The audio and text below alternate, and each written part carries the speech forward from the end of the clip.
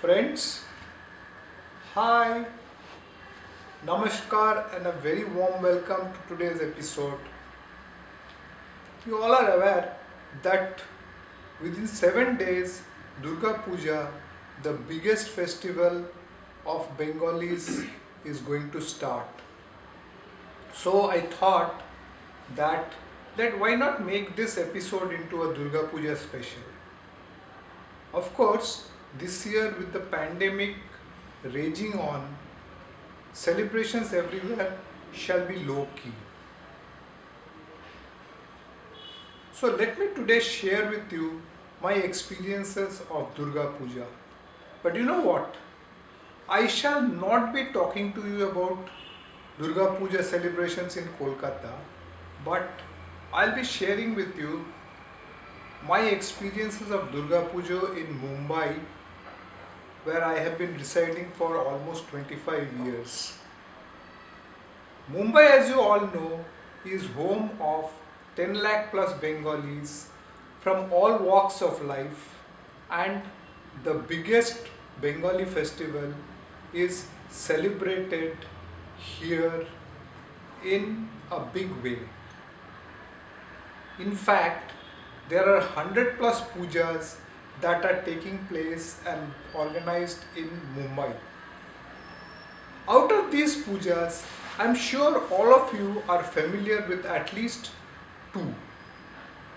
The first one is the puja that takes place in Lokhandwala, which is organized by the famous playback singer Abhijit. This puja is sponsored by Times of India and gets lot of coverage in the paper in Mumbai as well as in Kolkata. The other puja that people are aware is the one which many think is organized by Rani Mukherjee and Kajol. In fact, that puja is not organized by them, but it is organized by North Bombay Sarvajanik Samiti. Long ago, this puja used to be the residential puja of Kajol and Rani Mukherjee's grandfather Shashadhar Mukherjee, the famous film producer. And it used to take place at his residence. In fact, when I first came to Mumbai, I have also visited and seen this particular Durga Puja in the Mukherjee residence. Although by that time the puja has been taken over by the Sarvajanik committee. When I first came to Bombay or Mumbai, that time my friends were organizers of a puja, a homely puja, and they had invited us to attend to the puja for bhog on Ashtami and Navami. But we were a bit curious about what is to be done in Saptami night, so we inquired with one of our Bengali neighbors and were told that nearby there is a puja. Incidentally, at that time we were staying in Bandra. There is a puja which is organized between Khar and Bandra in Linking Road, and one of the organizers of the puja committee happens to be Shakti Samanto, who was also a very renowned film producer. So what we did, we went for that puja in the evening, maybe around 8:30, 9 o'clock, and we half expected to see the film personalities in that puja, because this was our first time and we never had much idea about Mumbai Durga Puja. Of course, we did not see any film personality there, but what we found is the atmosphere completely like Kolkata, and a lot of stalls selling Calcutta street food. Although it's long time ago, I still remember that one stall selling Calcutta style rolls was organized by Hengla Hart, and we happily polished off a few rolls there. The decoration in the Linking Road Puja we found was pretty nice and very traditional. Next day we went for the homely puja in Airport Colony, where my friends were the organizers, and in this puja we had bhog, khichdi bhog, that is what we took. There we found out that there are a lot of big pujas organized in Mumbai, and the best time to see these pujas is in the evening, because during the daytime the decorations would not be visible and light would not be visible, and most of the pandals will be serving the bhog. So for us it became a ritual or a routine that each pujo during Ashtami and Navami take leave from work, go to airport colony pujo for khichdi bhog, and do a pandal hopping for the whole night on Ashtami and Navami. Later on, of course, along with airport colony, we started going to Mulund, where one of my friends was an organizer, and of course he still is. And I remember once or twice we had gone to Lokhandwala, hearing that these people are serving fried rice instead of khichdi during the bhog. Additionally, since I am interested in photography, taking photographs of Durga Pujo was an added attraction, and over the years I have a big collection of Mumbai Durga Pujo pandals and the idols. Now let me tell you a bit about a few big pujos in Mumbai.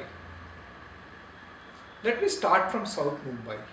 South Mumbai, of course, has one pujo which is organized by Bombay Durgavadi Shomiti, and this pujo is performed in Tejpal Hall. South Mumbai comprises of Malabar Hill, Pedder Road, etc., and it is a very posh locality.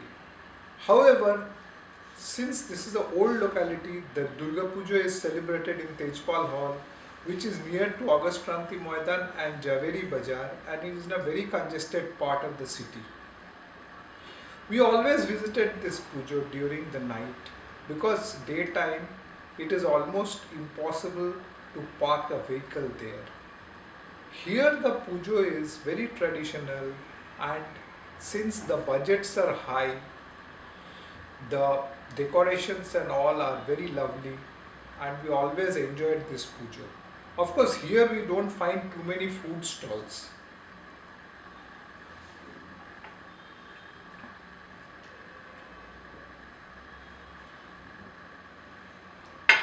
Moving from South Bombay or South Mumbai, we come to Shivaji Park. Shivaji Park is in Dadar in central Mumbai, and it is famous for the Vijayadashmi rally of Shiv Sena chief Bal Thackeray, and also it has been the cricketing nursery of Sachin Tendulkar. But Bengali Club organizes one of the oldest pujos in Shivaji Park. This year the pujo is in its 85th year. Since there is lot of space, we find lot of stalls here, be it food stall, be it the Pujo Varshiki stall, or be it Bengali sari stall. You find everything there, and there is always a big crowd. We attended this pujo only at night, but we always found parking a bit difficult. The pujo is very well organized and it's very enjoyable. The main Ramakrishna mission in Bombay is in Khar. Here you find a very traditional pujo which is in the traditions of Vivekananda and Ramakrishna. Kumari Puja forms a part of this traditional pujo. But here, if you are to visit, you have to visit a bit early, because the gate closes by 9 p.m. at night. We have visited this pujo and found the atmosphere different and very nice. Chembur Durgavadi Shomiti, organizing the pujo in Chembur, is organizing it for the last 66 years. Chembur is in a very busy locality and it is on the way to Navi Mumbai and Pune. so the roads are always crowded. This puja is performed behind the Chembur fish market and the space is very tight. In fact, only 5 or 6 cars can be parked there, and I don't think we can visit this puja comfortably during daytime because you don't get a parking here. But once you are able to park and go inside the pandal is very nice. It has the traditional decorations and the idols are also excellent. And once you are inside Chembur Puja Pandal, you feel that you are in one of the North Calcutta Durga Pujas.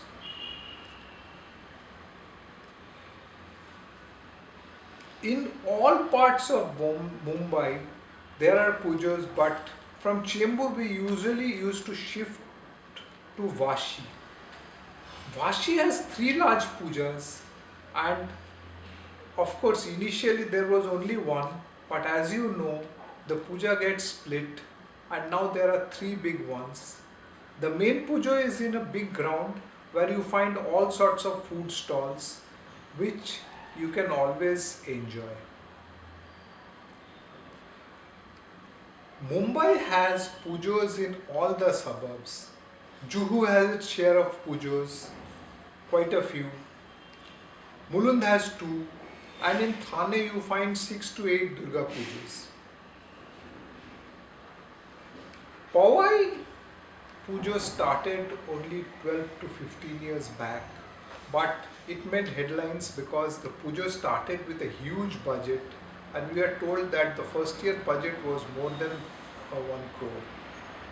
Usually pujas start small and grow into large ones, but Powai with its big budget was actually making headlines from day one, and the puja has been one of the biggies now in Mumbai.